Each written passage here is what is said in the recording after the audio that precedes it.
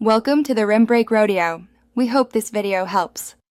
You'll start by verifying hardware and system readiness. Check that your laptop has a USB-C or Thunderbolt port. If not, locate a powered Lightning to USB adapter because passive dongles may not carry audio. Once done, inspect the earphones for damage and make sure any companion firmware updates were applied on the source device. Then open your laptop's sound settings to see available devices. This lets you confirm recognition as soon as you plug in the adapter and prevent surprises. Next, connect the physical pieces and configure audio routing. Insert the Lightning plug into an Apple or certified Lightning to USB adapter, then attach that adapter to your laptop's port. Use a powered USB hub when the adapter needs extra power.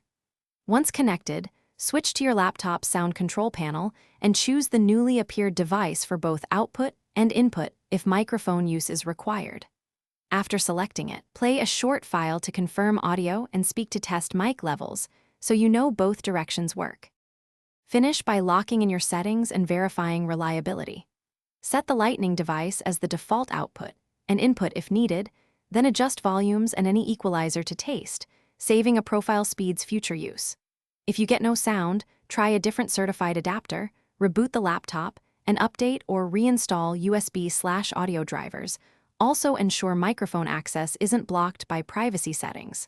Finally, if static or failure persists, test the earphones on another computer or an iPhone to isolate whether the problem.